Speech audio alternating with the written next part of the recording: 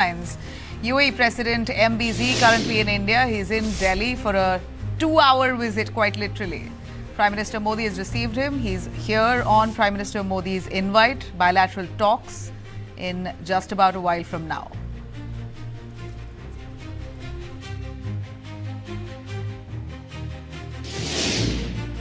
Near Karnataka IPS officer DGP Ramachandra Rao under fire after undated obscene video allegedly recorded inside his office now surfaces, showing him in compromising positions with a lady officer.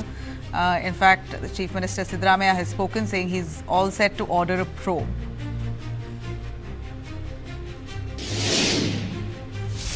Kerala man has died by suicide after a woman vlogger reported harassment in a bus, claiming that this man tried to touch her inappropriately. After over 2 million views, the man, out of shame, has committed suicide, but his family claims that the lady faked the video all for fame and numbers. Karnataka State Election Commission announces ballot paper voting for Bengaluru City Corporation elections instead of EVMs. Congress Karnataka government has the election commission there in the state. It appears after much of the opposition that the Congress has on EVMs. Here they've decided now to go into the civic body polls through ballot votes, cut away from the rest of the country indeed. Nitin Nabin files nomination for BJP president post in the presence of top BJP leaders. BJP's bigwigs back Nabin as the next party chief.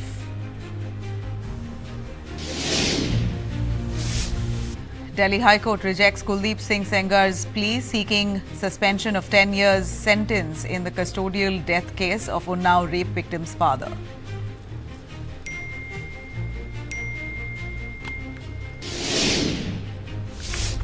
Army Special Forces soldier Havildar Gajendra Singh has been killed in action amid ongoing Operation TRASHI-I in Jammu and Kashmir's Kishtwar. Army's White Knight Corps pays tribute to this officer. IMF raises India's financial year 26 growth forecast to 7.3%, citing stronger than expected performance in the second half of the year.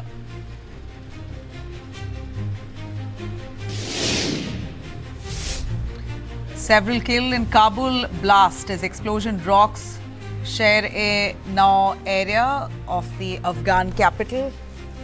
More reports and details yet to come in.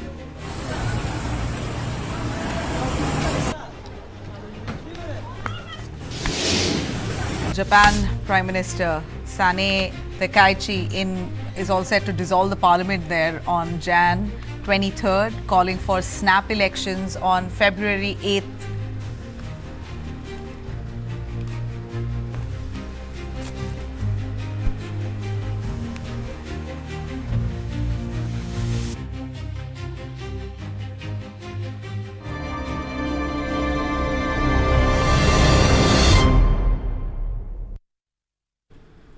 All right, that's our top story here. United Arab Emirates. President Sheikh Mohammed bin Zayed Al Nahyan has currently arrived in New Delhi, and these are the visuals that we're bringing for you, where Prime Minister Modi himself arrived at the airport to receive him, calling him my brother.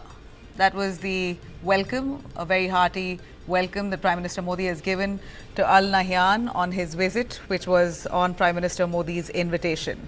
The visuals that are coming in there of all the preparations that were made to welcome Zayed Al Nahyan.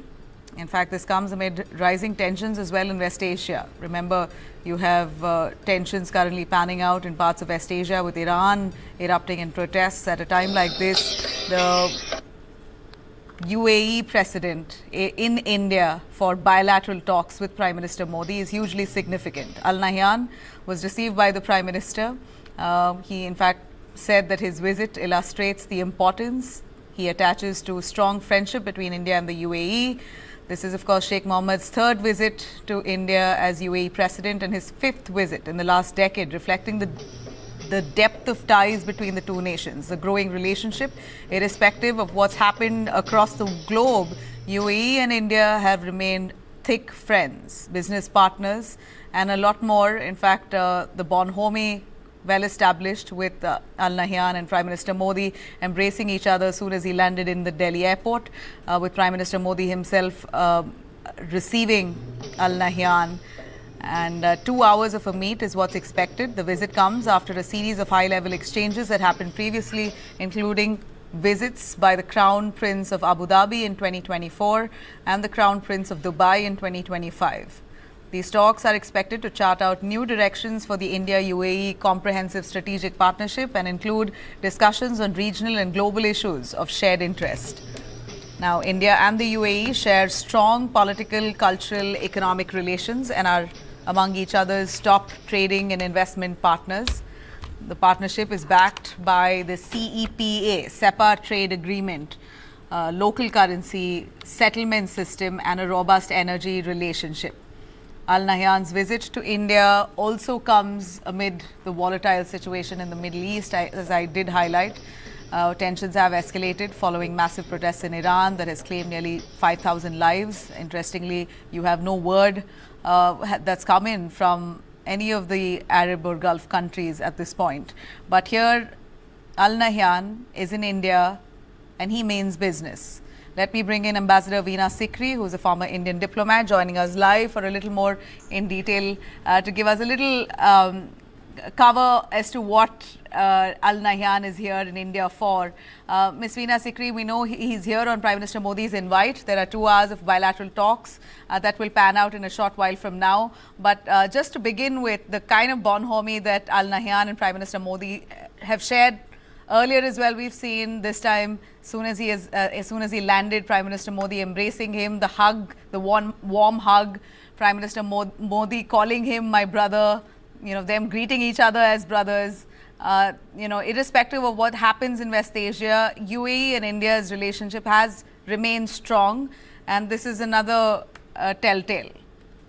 Yes, I think we certainly can attach great significance to this visit. It's a very short visit. May just last a few hours, and he's probably leaving tonight itself. Yeah. So I think this indicates the depth of the trust and understanding, because he's wanted to come here to discuss something with our Prime Minister, and I'm sure all regional developments will be covered, whether it's the Middle East, whether it's the Gulf or South Asia. I think they will be exchanging views on that. I think the depth of the understanding and appreciation that UAE has for our Prime Minister, the regard and respect they have from him, is shown by the way in which they have given our Prime Minister the highest civilian honor. And it's really a remarkable development over the last 10 years, how this relationship has developed. As you've said yourself, this is the 5th time he's coming, 3 times as president and 2 times earlier when he was crown prince. So clearly between the leadership of our 2 countries, there's a great regard and respect. And I think that right now, if you look at regional developments, maybe it is something to do with the situation in the Middle East over Yemen, because we know that between UAE and Saudi Arabia, there have been a sudden flare-up of tensions over the presence of UAE forces in the southern part of Yemen. And now the UAE forces have left that region, but still the tensions prevail, and what is exactly going to happen in the near future is not clear. Saudi Arabia has asserted itself in that region, but we don't know how it's going to pan out. So I'm sure that this will be the aspect to be discussed. The direct respect and regard at the bilateral leadership level between our 2 countries is reflected very much at other levels of the relationship between UAE and India. We have 3.5 million Indians working in the UAE, and we also have the greatest trade and investment exchanges between India and the UAE. The trade figures are so huge, and we also have to bolster this trade relationship. We have decided to exchange, we have local currency evaluation of this trade, so we don't have to go to the dollar or any such. And since the volume of trade is so large, billions and billions, $100 billion between India and the UAE, it shows how this mutually beneficial trade relationship is helping both our countries. UAE is purchasing a very large number of agricultural products and other jewelry and other items from India. India is purchasing a very large amount of crude oil oil and other items from UAE. So this really shows how we are developing. Ms. Veena Sikri, I will draw attention of our viewers to the visuals that are coming in. These are live visuals that show Prime Minister Modi and UAE President Al Nahyan both sitting on a swing. Quite the equation that they share. We're going to cut to that visual. We've just we're right now streaming live, so visuals are slightly patchy. But as you see there, they've come by together, driven in a car with the convoy, and landed up at Prime Minister Modi's home, it appears. And bilateral meet will happen in barely a few moments from now, and it will run into 2 hours. Ms. Veena Sikri, this visit is significant considering the tensions in West Asia, and it appears that will be a significant part of what they discuss. Apart from business, that will be significant. Also, the Gaza peace plan. We know Donald Trump has invited both India and UAE to commit to the peace plan that he's drawn out. Do you believe that will also feature in the discussion today? Oh, I'm sure that we'll very much be there because this is a very, very recent development, but the implications of it are not clear to everybody. So everybody's evaluating what it means, and the question of how you will participate, what will the Gaza Peace Board be entitled to do, etc., etc. And there's also the question of the position of Israel on participation of certain countries like Turkey and others in that. So it is a very complicated situation right now in the Middle East, both as regards Yemen and of course the second phase of the Gaza peace plan as well. But it's a significant indication of the trust that India and UAE have developed among each other, that even for these few hours, the President of the UAE felt it necessary for him to just fly across and talk to Prime Minister Modi for a few hours, understand what's going on, talk about peace and diplomacy, and the directions of peace could be how the joint participation in this aspect, what's happening in Yemen. I'm sure South Asia will also figure in the discussions. All this is a real strong indication of the trust and the mutual admiration and respect for each other that we felt, that President of the UAE felt it necessary at the invitation of Prime Minister Modi to visit India, just to exchange views one-to-one on this and to see how India and UAE can continue their work together, continue to be a force for peace and cooperation between South Asia and the Middle East and the Gulf region. I think it's a very, very significant factor, not only the visit itself, which is of course the 5th visit, but also the manner in which, even for 2 hours, this is what friends are there for, that you come even for a short time just to have the discussion and go back, and the one-to-one exchange of views is very significant for the future directions of how things are evolving in this region. Has it come as a surprise, Ambassador Veena Sikri? And what we know of the CEPA, the Comprehensive Economic Partnership Agreement, this is an agreement that both India and UAE have been committed to, and they're trading partners of nearly $100 billion in financial year 24-25. So looking at this magnitude of business that the two nations have conducted over the last year, what more in terms of strengthening ties are we looking at?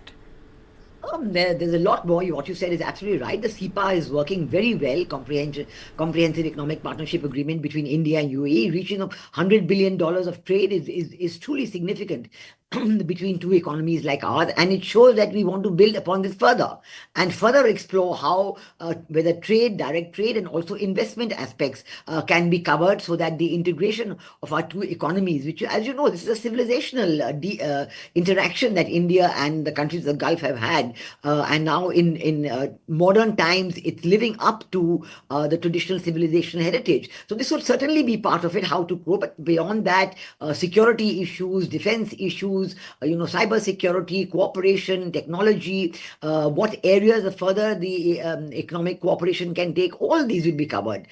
So it is, an example of how between neighbors who understand each other very well and feel the need to continue the consultation whenever certain urgent developments take place in either in their region or in ours or of mutual interest. It is really a very, very significant illustration of how India's relationship with the Gulf countries have grown over the last 10 years, have grown into one of trust, not just, not just bilateral discussions which happen with many countries, but how even on special occasions you feel, yes, let me go across and talk to my friend Prime Minister Modi, and Prime Minister Modi invites him and he comes, is really significant. So in the next time, it may be our Prime Minister Modi would like to go there for a short discussion. But the way that they want to consult each other, the way they want to do things together, the way they want to be on the same wavelength on these important issues, regional and bilateral and multilateral, would certainly show that they have this excellent rapport, which is most significant for India and for the UAE. Thanks very much, Ambassador Veena Sikri. And as for us, we will continue staying on this story as and when information comes in. The bilateral meet is yet to happen in moments from now. We will continue tracking it. All right, let's take you through news coming in from Karnataka. Quite an embarrassment for the police department in Karnataka. A controversy has erupted over a video that's undated, said to be several years old, but that's of senior Karnataka IPS officer, DGP Ramachandra Rao, in a compromising position on his office chair. That's now surfaced, resulted in huge backlash and embarrassment for the police department and, of course, the Karnataka government. The video, which has now gone viral, shows this officer with a woman inside his office setting. Sources say this visual appears to be of the officer from a couple of years ago, showing him kissing, hugging, whatnot, with a woman while he's seated on his official chair. This has raised a lot of questions. Of course, many questions hurled at the Chief Minister, Siddaramaiah, as well. Now, Siddaramaiah, for the first time, has broken silence, saying he's going to probe into this matter. And he's asked for some details. He says that the investigation will continue now on this. But it's interesting to note that this video had surfaced many years ago and it's now reappeared yet again. DGP Ramachandra Rao, that's the man allegedly in those images, he has called this a systematic conspiracy against him to tarnish his reputation. He says some vested interests have created this video to harm his career. We're taking you through what he said. ಇದೆ ಸಾಧ್ಯತೆ ಇದೆ. So ಇದ್ರ ಬಗ್ಗೆ ನಮಗೇನು idea ಇಲ್ಲ. ಅಲ್ಲೇದಂದರೆ ಈಗ ಅದು 8 ವರ್ಷ ಹಿಂದೆ ಇದ್ದೇನೆ ನಾನು ಅಲ್ಲಿ ಬೆಲ್ಗಾಮಲ್ಲಿ. ಇದ್ರ ಬಗ್ಗೆ ನಾವು ಅಡ್ವೊಕೇಟ್ ಮಾತಾಡಿ ನಾವು ಇದು ಕ್ರಮ ತಗೊಳ್ತೀವಿ. ಇದು ನಮಗೆ ಶಾಕಿಂಗ್, ಇಟ್ಸ್ ಆಲ್ ಫ್ಯಾಬ್ರಿಕೇಟೆಡ್, ಸುಳ್ಳು ಇದು. ಆ ವಿಡಿಯೋ ಎಲ್ಲ ಸುಳ್ಳು ಅಂತ ಅನ್ಕೊಂಡು. And then you have Chief Minister Siddaramaiah, who's also spoken. He said that the government will conduct an inquiry and action against him will be taken at the earliest. DK Shivkumar, Deputy Chief Minister, also reacting on the same lines.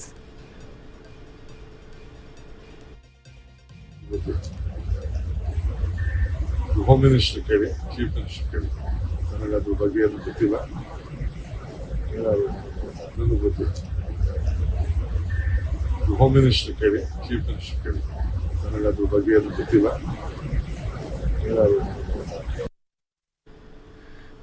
Well, the Karnataka police, though, says they have no idea on the authenticity of the video as yet, as they're themselves trying to investigate into this. They are right now, while they probe into this video, they say it's unclear as to who recorded the footage, when it was filmed, and how it's surfaced online yet again many years later. There are no details on the identity of the woman seen in the video as well. So far, this has been the stance of the Karnataka police. Vajiola, who joins us live right from Bengaluru, tells us a little more. Vajiola, how has this video surfaced back? I remember this had come a few years ago, and we can't say the matter was settled because the police clearly who's involved, allegedly involved, he says that's not him. But if he indeed was involved, then there was no investigation that happened in the past. But now it's resurfaced, and there are fresh calls being made to sack this officer. Give us a little more. What rank officer is he? How reputed is he? What is his version in self-defense?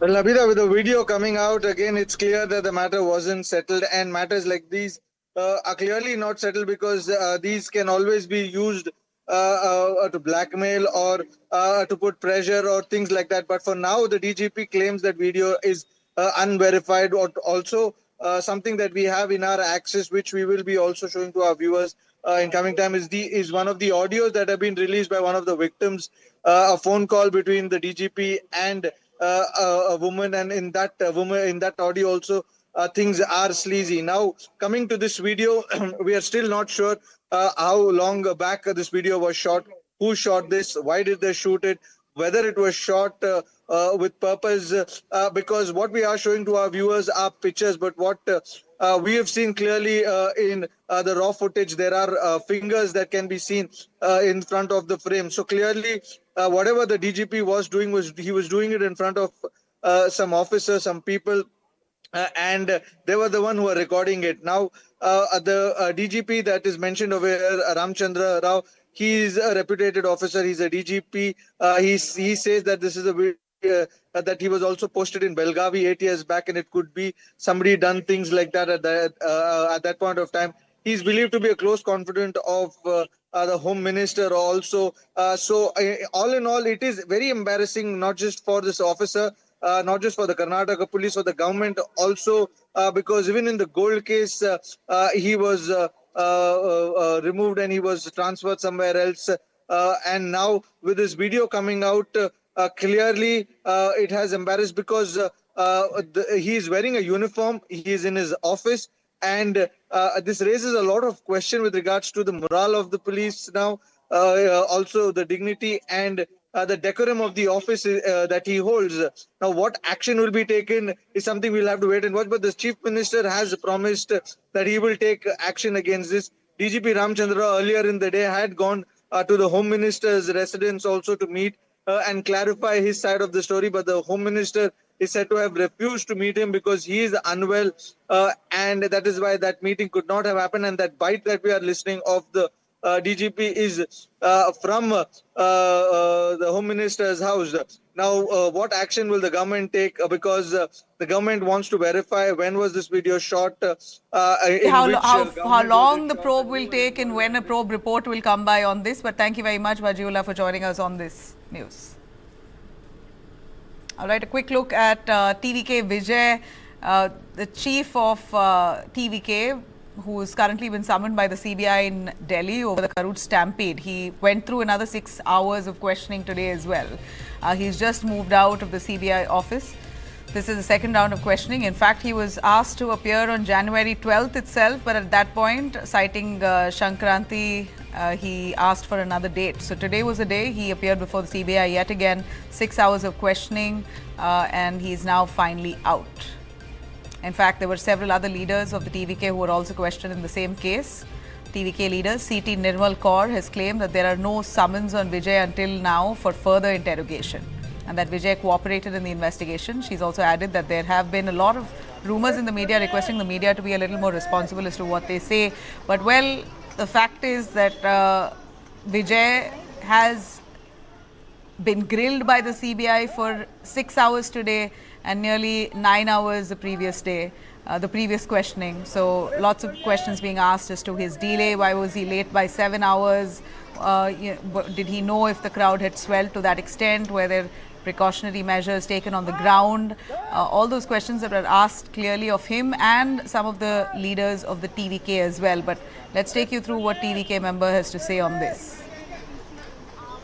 Provided to our leader, our leader has come to appear, and we have appeared in the CBI headquarters today, and our leader has done the cooperation on all the aspects, on all the questions which have been asked by the officers today. It will not be good, because whatever happened, I will not be able to reveal, or my leader will not be able to reveal, but definitely we are here to cooperate on the investigations for further. Definitely we are here to cooperate on that. All right, sources say that Vijay's name may figure in the agency's charge sheet. The CBI is all set to file a charge sheet possibly early next month. It's supposed to be filed first or second week of February is what we hear. The CBI has directed Vijay to submit evidence explaining his late arrival in Karur on that very day. And the agency had also summoned Vijay for second round of questioning, but it appears that he at that point was celebrating Sankranti and asked for another date. So today he's finished this round of grilling for 6 hours nearly, and he's out finally. What were the questions, line of questioning that was asked of him, we're yet to ascertain.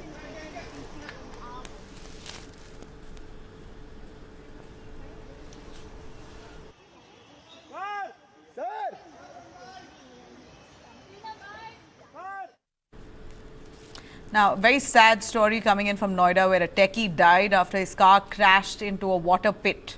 New developments coming in on the case. A major revelation has emerged from the victim Yuvraj's post-mortem report. Report says that the techie Yuvraj died due to cardiac arrest, triggered by nearly 2 hours of being trapped in ice-cold water amid extreme weather conditions. Officials add that severe panic and fear for life likely led to that fatal collapse. Earlier, Noida authority took punitive action over negligence in the case. Show cause notices have been issued to officials and employees linked to the traffic works in Sector 150. Services of junior engineer Naveen Kumar attached to the Noida traffic cell have been terminated with immediate effect. The authority has also sought a detailed report on allotment and construction work of Lotus Builder. All departments have been directed to conduct fresh safety audits to prevent such tragedies in the future. Techie Yuvraj Mehta was returning home from work when his car lost control in heavy fog and fell into a 20-foot deep pit dug at an under construction site that was full of water. Search operation was launched after police received information at around 12:15 a.m. and his body was recovered Saturday morning. Now, what's shocking is that the firefighters and the rescue teams who arrived there did not even have a diver. They didn't have a person who could jump into water and pull the man out. They were not prepared, and you had finally a delivery boy who tried to help this man. A delivery boy who literally jumped into that pit and tried to help him, but alas, he succumbed by then. Reports suggest that he had a cardiac arrest. An FIR has now been filed against 2 builders following a complaint by the family. Investigations are currently underway.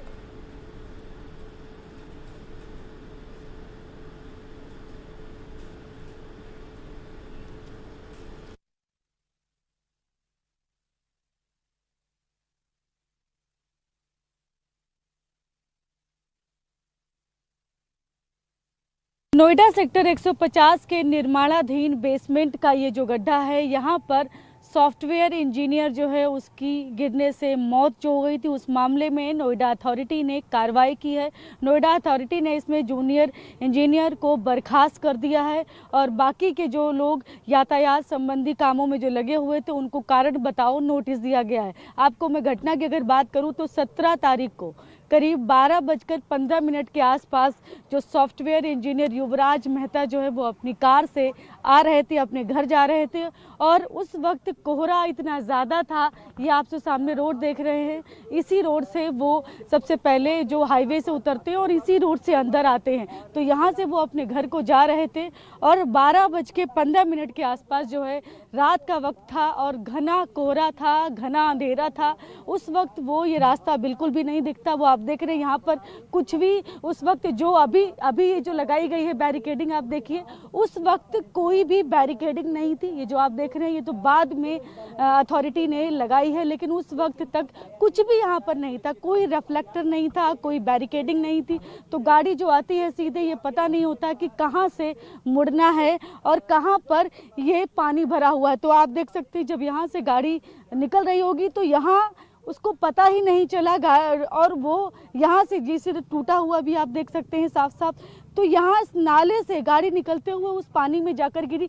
70 feet चूँकि इसमें खुदाई की गई है तो 70 feet गहरे ये जो पानी भरा हुआ जो इलाका है इसमें वो गिर जाता है और बार बार वो टॉर्च जलाकर लोगों से बचाव की भी गुजारिश करता है, लेकिन उस वक्त समय पर कोई भी बचाने के लिए नहीं उतर पाता। वो अपने पिता को भी फ़ोन करता है, उनसे भी कहता है कि मुझे बचा लो, मैं डूब रहा हूँ, लेकिन अफसोस कि उसको बचाया नहीं जा सका। Very tragic story there. I'm going to slip into a short break. We come back with all international stories on the other side. Stay with us.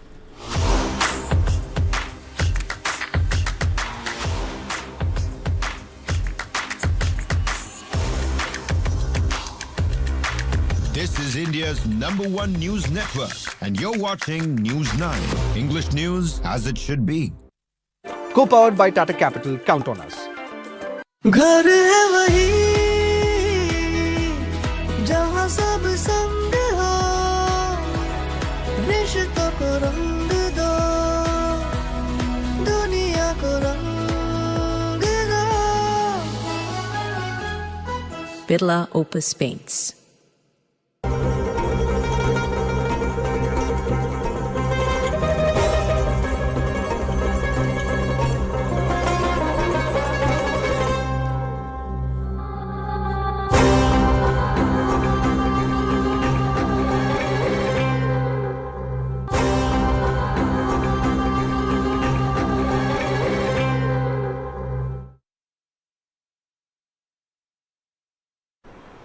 तुम डेस्टिनेशन वेडिंग के लिए बजट रोते थे, पर पिक्स कितनी अच्छी आई हैं। बहुत क्यूट लग रही हो। ऑब्वियो, अपने दम पे शादी करने का ग्लो। इनकी जिद ने किया डेस्टिनेशन वेडिंग का सपना सच अपने दम पर, टाटा कैपिटल पर्सनल लोन्स के साथ। Light, camera, and action. Kick back, relax, grab your favorite snack because News 9 is here with your weekend dose of entertainment. It's time to take a deeper dive into the buzzworthy happenings of the entertainment world. From celebrity gossips to exclusive conversations, from nostalgic moments to News 9's pick of the week, don't worry, we've got you covered here. And I hope you've grabbed your popcorn by now because News 9's page 3 is here to serve you everything that we call entertainment. So do stay tuned every Saturday and Sunday, 2:30 p.m.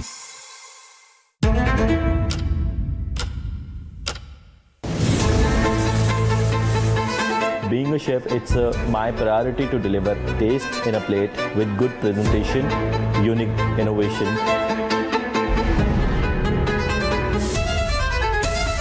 You need to explore, you need to experiment. You observe the people, make them happy, make them feel happy, and in the end you are smiling. That's the most important thing.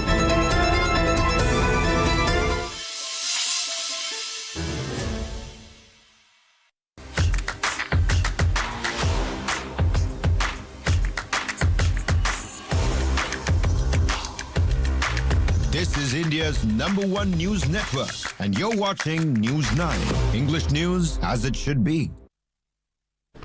Let's take you through some big news coming in of the Supreme Court of India that's now stepped in to tighten safeguards for voters during the ongoing Special Intensive Revision Drive, the SIR drive of the electoral rolls, particularly in West Bengal. The Supreme Court has issued a series of directions to the Election Commission of India to ensure the process remains transparent, humane, and does not lead to harassment of citizens.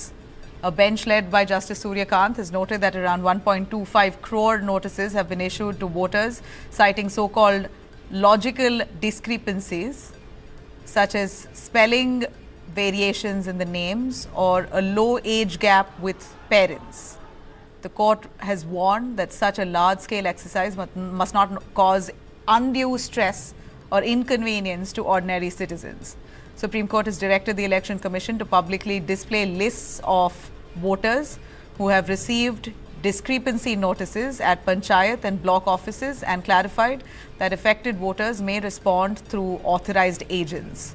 Taking note of concerns that voters may otherwise be forced to travel long distances, the court has ordered that document submission and hearings be conducted locally at Panchayat or block offices. If documents are found inadequate, officials must provide a proper opportunity of hearing, which can also be attended by authorized agent. Officials have also been directed to certify the receipt of documents and completion of hearings. The bench has further asked the West Bengal government to ensure adequate manpower for the exercise and directed the Director General of Police to maintain law and order throughout this process. Meanwhile, the TMC leader Abhishek Banerjee has taken a jibe against the BJP, saying BJP's SIR game is over now, hailing Supreme Court's order. Banerjee says, and I quote, "We defeated them in the court today. We will trounce them during April polls as well." Now, A.R. Rahman in the news because of what he said. He said he's losing out on work opportunities, maybe because of communal reasons. Now, that resulted in huge backlash. Now you have the music composer's daughters, A.R. Rahman's daughters, Khatija and Rahima, who have come out in support for their father following all the backlash that they received online. Khatija and Rahima has reshared an Instagram post by the Malayalam music composer called Kailas Menon, who defended A.R. Rahman's right to voice his opinion and called for respectful outrage against him. Both his daughters agreed with composer Kailas Menon, who asked people to disagree, don't disgrace A.R. Rahman. Basically, if you really don't like what he said, you can disagree with him, but you do not have to defame or disgrace him. Khatija Rahman reacted to this controversy by commenting with a clap on that post. The post questioned those abusing Rahman under the guise of criticism, writing, calling a globally respected artist a disgrace, questioning his faith, mocking his recent works, and reducing his lived experience to a victim card is not criticism, it's hate speech presented as opinion. This is not the first time that his daughters have publicly supported A.R. Rahman. Khatija previously also defended her father against trolls during a concert controversy in 2023 as well. The recent backlash against A.R. Rahman stems from his remarks about a communal feeling that he seems to be receiving in Bollywood. He spoke about his missed opportunities and his views on how the film Chhaava handled divisiveness. He basically said that he's not been getting work, not as much as he was, and that could be because there are not so creative people who are at decision-making positions, and also it could be a communal angle. This is precisely what he had said, that it could be a communal angle to it, but it does not bother him because he does his work, whatever comes to him, and he moves on. Now that has resulted in a huge controversy and people coming out in his defense. Now, a tragic case that's come in from Kerala's Kozhikode that's raised a lot of questions about social media and just women's safety, and accusing a man also now has come to a spotlight, has come to being discussed with this video here becoming hugely viral. Now you see that man in the video, the woman claims that that man was inappropriately touching her when she was on the bus. That man has now committed suicide. 42-year-old man identified as Deepak. He has killed himself after this video of him went viral, where this vlogger from Kerala claimed that this man touched her inappropriately. This video was hugely viral, nearly 2 million views, and it triggered a lot of outrage as well against this man. And now Deepak has killed himself, and Deepak's family now comes forward to say that the vlogger itself falsely accused the man of touching her that way. The relatives say that Deepak was an employee at a garment factory, a garment firm. He was devastated after being publicly named and shamed online in that fashion. No formal complaint or police verification either. In fact, the vlogger did not even file a complaint if that was the case. Just with that one video, his reputation, his name was completely tarnished, and he says, "I'm innocent," and he killed himself ultimately. Sunday morning around 7 a.m, the family members found Deepak hanging from a fan in his room after he failed to come out as usual. They broke into the door and found him dead. Police from Medical College Police Station rushed to the spot, conducted this inquest, and later handed over the body to the family after post-mortem. A case of unnatural death has now been registered. Deepak is survived by his elderly parents, who say that their son was broken by this online backlash. The woman, meanwhile, who's in the vlog, she maintains that what she said was the fact that he indeed inappropriately touched her, and therefore she felt like documenting it. Police continue to probe this. The case, of course, raises many questions about how you out a person as well. If this was the case, she should have gone to the police, but she did not. Now, we're not absolving the man of any crime that he may have committed, but he's now gone, and it's impossible for the police also to investigate at this point.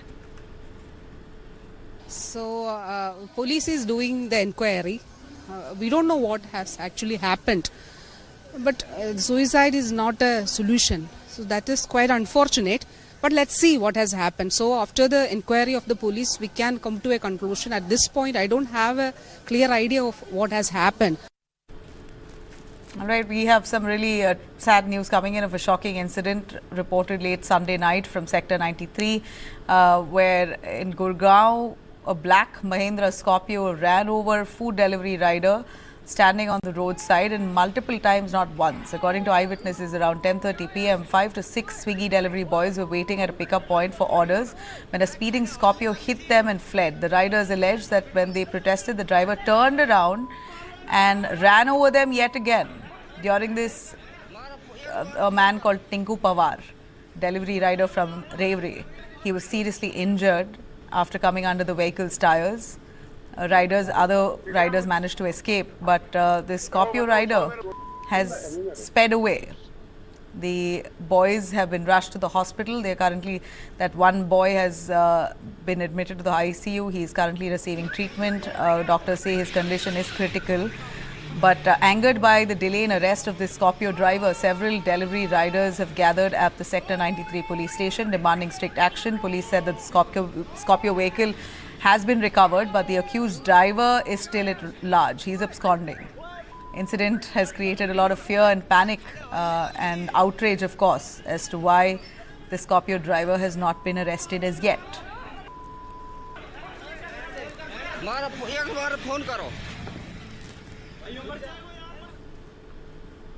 All right, now you have some good news. The International Monetary Fund has raised India's economic growth forecast for 2025 to 7.3%, upgrading its estimate by 70 basis points in its latest update to the World Economic Outlook.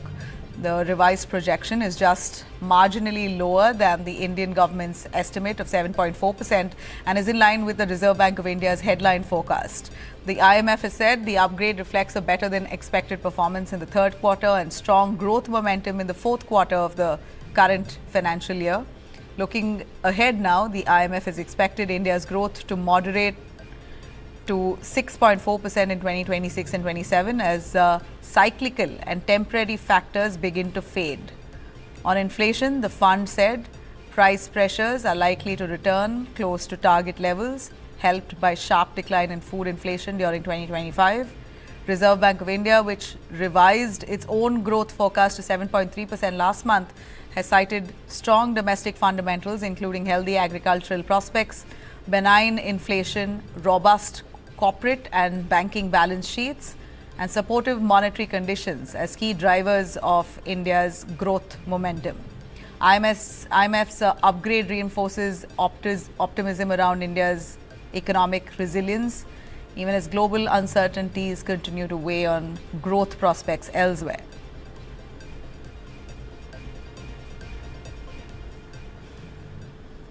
Now, a wedding in Pakistan has sparked quite a heated debate online over India-Pakistan relations. You have former Pakistan Prime Minister Nawaz Sharif's grandson, Junaid Safdar, who's recently married Shanzeh Ali Rohail. In that grand ceremony that happened in Lahore, the bride was seen wearing a Sabyasachi outfit. It was that bride's choice that really grabbed attention. For her mehndi ceremony, Shanzeh wore a lehenga by Indian designer Sabyasachi Mukherjee. For the main wedding, she chose a red sari by Tarun Tehliani paired with an emerald-studded diamond choker. So, two of her main outfits were from Indian designers. The outfits triggered mixed reactions on Pakistani social media. Critics questioned why Indian designers were chosen, with comments like, "Giving taxes to India, is it?" and calls to support local designers in Pakistan instead. Others have defended the bride, saying fashion should rise above politics and that brides have the right to choose what they want to wear. The episode has once again highlighted cross-border culture, how similar it is, how much it's endorsed and liked and loved, irrespective of what equations the two countries shares. But of course, the lady will have to firefight all that criticism now. A quick break, will be right back. Stay with us.